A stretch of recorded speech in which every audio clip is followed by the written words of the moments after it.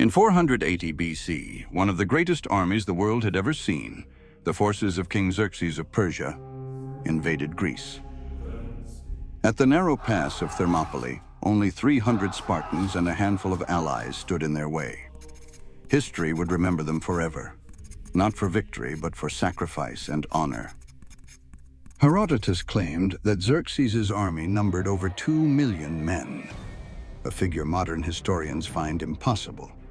Today, most agree the force was between 70 and 100,000. Still, it was a massive host drawn from every corner of the empire. Medes, Babylonians, Indians, Egyptians, a human tide rolling toward Greece.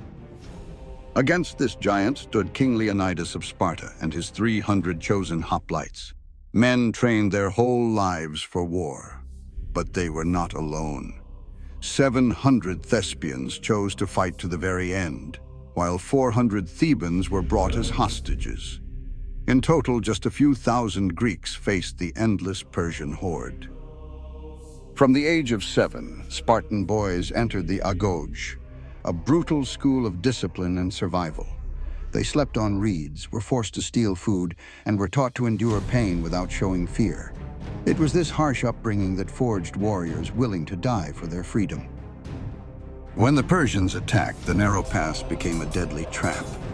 The hoplite phalanx, shield to shield, spear to spear, was unbreakable. Wave after wave crashed against the wall of bronze. Hundreds, even thousands of Persians fell. Xerxes could not believe what he was seeing. On the second day, Xerxes sent in his elite troops, the feared immortals. But even they could not break the Spartan line. Once again, the pass held. The king's frustration grew. But fate turned against the defenders. Ephialtes, a local man from Trachis, revealed to Xerxes a hidden mountain path. Hoping for a rich reward, he betrayed his fellow Greeks. The Persians began their outflanking maneuver. The defenders were doomed. Leonidas understood what awaited them. He dismissed most of the Greek army, sparing their lives. But the 700 Thespians chose to remain, to fight and die alongside the Spartans. Together, they faced the entire might of Persia. The battle was desperate. When Leonidas fell, the Spartans fought to protect his body. They battled until their spears shattered, until their swords broke, until the last man had fallen. Thermopylae was lost. Xerxes marched deeper into Greece. But the sacrifice of the Spartans and Thespians changed history. Their stand gave the Greeks time to unite. A year later, at Salamis and Plataea, the Persians were defeated.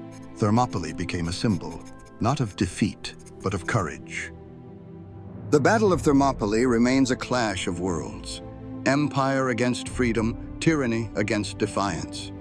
It is proof that sometimes the bravery of a few can inspire entire generations.